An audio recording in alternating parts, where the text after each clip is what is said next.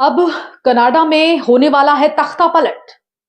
Justin Trudeau PM पद छोड़ो, यही मांगे उठ रही हैं अब कनाडा में।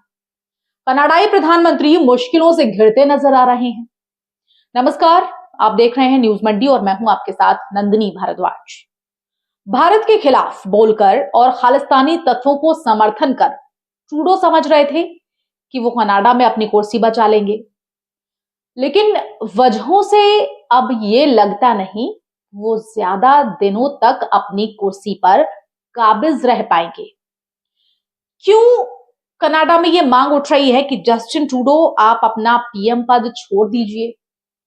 ट्रूडो के लिए कनाडा में सियासी खतरा क्यों मंडरा रहा है और क्यों ऐसी खबरें आ रही हैं कि पीएम जस्टिन ट्रूडो अब अपना इस्तीफा दे देंगे, और क्यों ऐसी खबरें आ रही हैं कि जस्टिन ट्रूडो अब पीएम पद से अपना इस्तीफा देंगे। यही नहीं, सवाल तो यह भी खड़ा होता है कि कनाडा की डेप्यूटी पीएम क्रिस्टिया फ्रीलैंड का इस्तीफा क्या कहता है। वो इस्तीफा दे चुकी हैं। क्या ये पीएम ट्रूडो को एक और बड़ा झटका है? खबरें हैं कि जस्टिन ट्रूडो बहुत जल्द एक बड़ा फैसला ले सकते हैं। कनाडाई सरकार में ट्रूडो से नीतिगत टकराव बढ़ते जा रहे हैं। कहना गलत नहीं होगा कि कनाडा में पहली बार इतना मुश्किल वक्त आया है तब जब कनाडा में अगले साल चुनाव होने हैं। कनाडा में 2025 में चुनाव होने हैं प्रधानमंत्री पद के लिए, और ऐसे में जस्टिन ट्रूडो पर लगातार खतरे की तलवार अटक रही है। ये चुनाव कनाडा में अक्टूबर से पहले कराए जा सकते हैं, और वर्तमान प्रधानमंत्री जस्टिन ट्रूडो ने ये कहा है कि वो अगला चुनाव लड़ने के लिए लिबरल पार्टी का नेतृत्व करने की योजना बना रहे हैं। तो ट्रूडो का यह विचार क्या कुछ दर्शाता है? हालांकि उनकी पार्टी के कई नेता ट्रूडो को प्रधानमंत्री उम्मीदवार के तौर पर पसंद ही नहीं कर रहे हैं। ट्रूडो चौथी बार प्रधानमंत्री पद के लिए दावेदारी कर रहे हैं, लेकिन उनके पार्टी के नेता ही ये नहीं चाहते कि ट्रूडो अब आगे प्रधानमंत्री बने। कनाडा में पिछले 100 सालों में कोई भी प्रधानमंत्री लगातार 4 बार चुनाव जीतकर नहीं आया। ट्रूडो की लिबरल पार्टी के पास संसद में अकेले दम पर बहुमत नहीं है, और ट्रूडो पहली बार 2015 में प्रधानमंत्री कनाडा में चुनकर आए थे। उन्होंने अपनी पहचान एक उदारवादी नेता के तौर पर दिखाई कि उदारवादी नेता के तौर पर वो अपनी पहचान बनाने में कामयाबी हासिल कुछ हद तक कर भी चुके हैं। हालांकि पिछले कुछ समय से ऐसा कुछ बिल्कुल नहीं दिखाई दे रहा, और पिछले कुछ समय से कनाडा में कट्टरपंथी ताकत पनप रही है। प्रवासियों की संख्या लगातार बढ़ रही है, और कोविड-19 के बाद से तो वहां पर जो हालात बने उसके चलते ट्रूडो को राजनीतिक चुनौतियां झेलनी पड़ रही हैं बहुत ज्यादा। और इन राजनीतिक चुनौतियों के बीच ट्रूडो खुद की सरकार को बचाने में जी तोड़ कोशिश कर रहे हैं, लेकिन ये अभी फिलहाल नजर नहीं आता। और फिलहाल जो नजर आता है वो ये कि ट्रूडो शायद बहुत जल्द अपना इस्तीफा दे सकते हैं। तो ये साफ झलक रहा है कि जस्टिन ट्रूडो को घर में ही बड़ा झटका मिल रहा है। डेप्यूटी पीएम क्रिस्टिया फ्रीलैंड का इस्तीफा हो जाना, उनका खरी खोटी सुनाना ट्रूडो को, सोशल मीडिया प्लेटफॉर्म एक्स पर ये साझा करना कि उनसे इस्तीफा लिया गया और कैसे। उन्होंने एक पत्र में फ्रीलैंड ने यह खुलासा किया है कि कनाडाई प्रधानमंत्री जस्टिन ट्रूडो ने उनका विभाग बदलने की कोशिश की, और विभाग बदलकर उनको दूसरा कैबिनेट पद देने की कोशिश की थी, जिसके बाद उन्होंने ये फैसला लिया।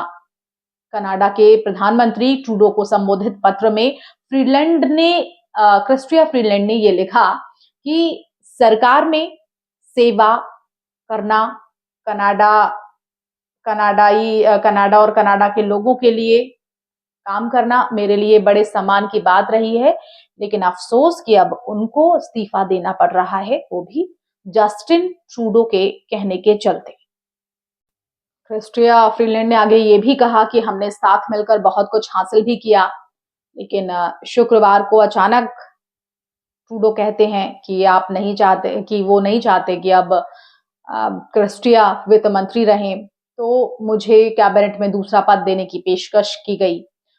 पत्र में आगे क्रिस्टिया कहती हैं कि इस पर विचार करने के बाद मैं इस निष्कर्ष पर पहुंची हूं कि मेरे लिए मंत्रिमंडल से इस्तीफा देना ही बहुत ज्यादा ठीक रहेगा, एकमात्र ईमानदारी करने वाला रास्ता रहेगा और एक मंत्री पर प्रधानमंत्री का एक पूर्ण विश्वास होना चाहिए, लेकिन वो नहीं है। तो इसलिए तभी वो प्रभावी तरीके से अपनी बात रख सकती हैं, लेकिन अब ये विश्वास उन पर नहीं रहा। ऐसे में अपने निर्णय में ट्रूडो ने ये स्पष्ट कर दिया कि अब मुझ पर आप विश्वास नहीं रखते और मेरे पास वो अधिकार नहीं है जो इसके साथ आता है। इसी के साथ, इस पत्र के साथ क्रिस्टिया अपना इस्तीफा दे देती हैं। क्रिस्टिया ये भी कह रही हैं कि पिछले कुछ हफ्ते से जस्टिन ट्रूडो और कनाडा को लेकर जस्टिन ट्रूडो खुद और कनाडा के लिए कुछ फैसलों पर असहमति अपना दर्शाते हैं। क्रिस्टिया आगे कहती हैं कि कनाडा को अमेरिका के आक्रामक आर्थिक राष्ट्रवाद से गंभीर चुनौती का सामना करना पड़ रहा है। तो बहुत ज्यादा चुनौतियां हैं, सरकार जिन्हें झेल नहीं पा रही। ऐसे में अब क्या होगा, ये सवाल उठा रही हैं वित्त मंत्री जो रही वहां की, कनाडा की।